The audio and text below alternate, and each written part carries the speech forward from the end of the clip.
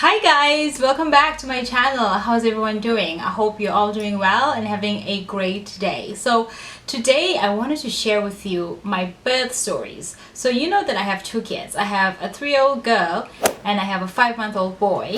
And both experiences were dramatically different, night and day. Both pregnancies were very different.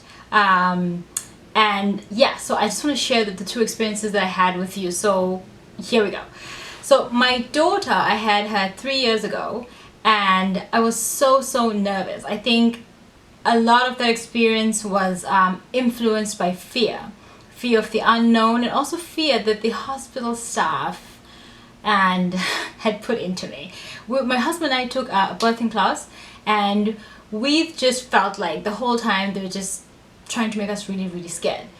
So when I went into labor, so I worked until Friday, and then I had my daughter on Monday morning, first thing in the morning, around like 8:16 is when I gave birth to her.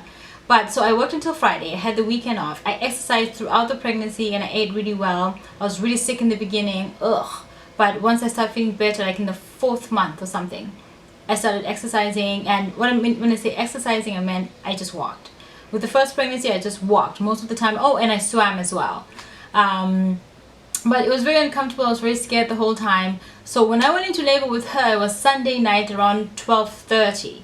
And then by 1:30, I knew it was time to go. So we got into the car. I drove. Yes, I'm the driver in the family. Drove us, my husband and I, to the hospital. We went in, we got admitted.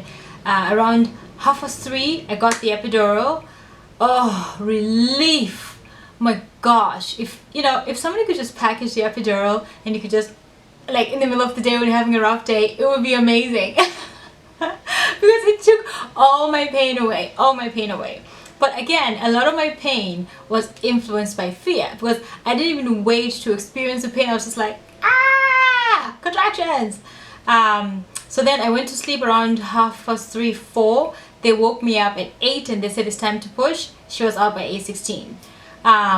The only thing with pushing that first baby was that I was pushing into the dark, if that makes any sense, because I couldn't feel anything. So they'd say push, and I'd go, and I didn't know if it was making any difference.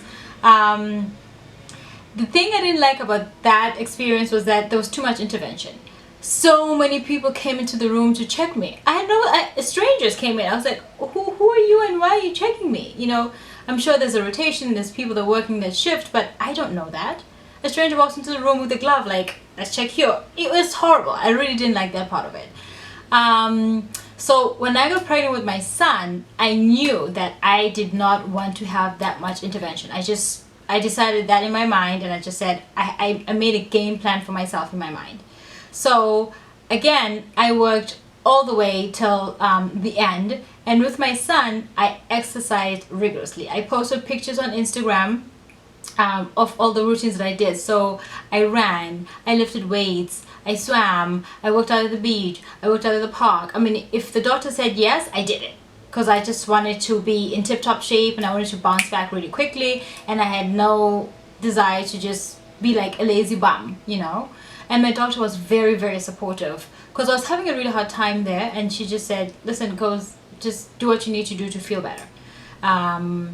So with my son, I went into labor on a Saturday night, and I knew I was in labor. I knew it, but I said nothing to my husband. I went to bed. I woke up in the morning. I went to work.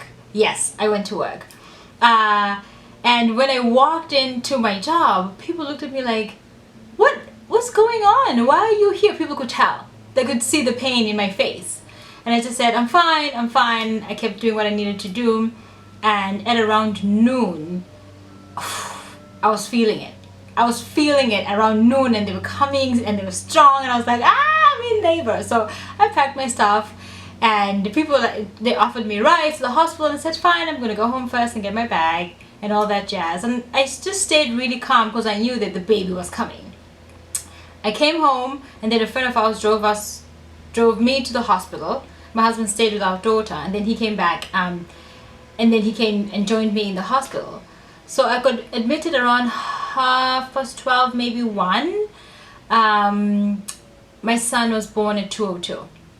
Like, it happened so quickly. When I got into the hospital, they asked me for one, the epidural, said no thank you. They broke my water and I started feeling it. I started feeling the pain. But here's the difference this time.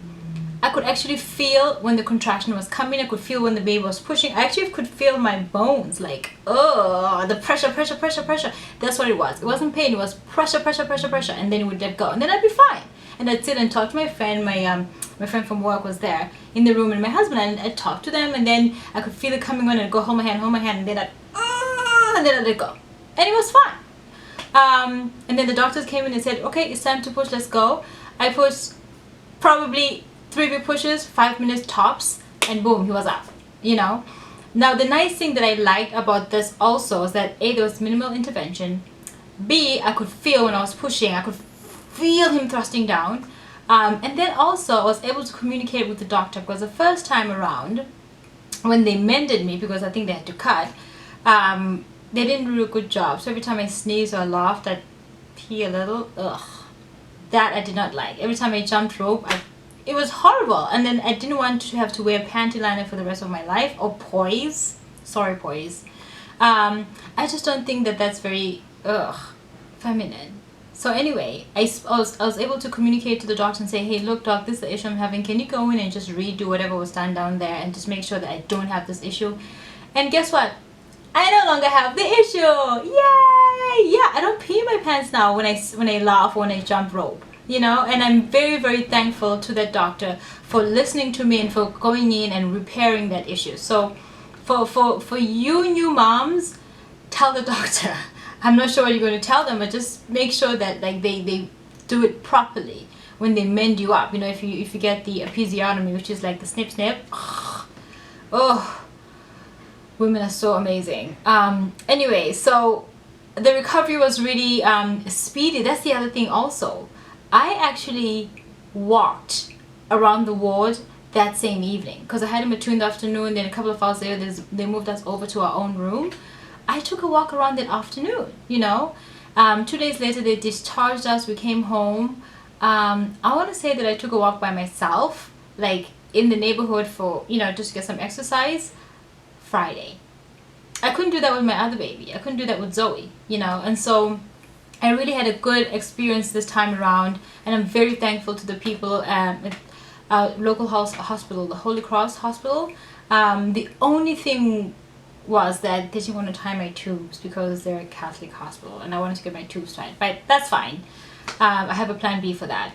So yeah, guys, I just wanted to share my 2 stories with you, and hopefully it can help somebody decide if they're trying to figure out if they should get the epidural or not, if they should exercise or not, how should they eat healthy or not. And you know what, if you go into my Instagram, it's Kozee G, K-O-Z-E-E-G.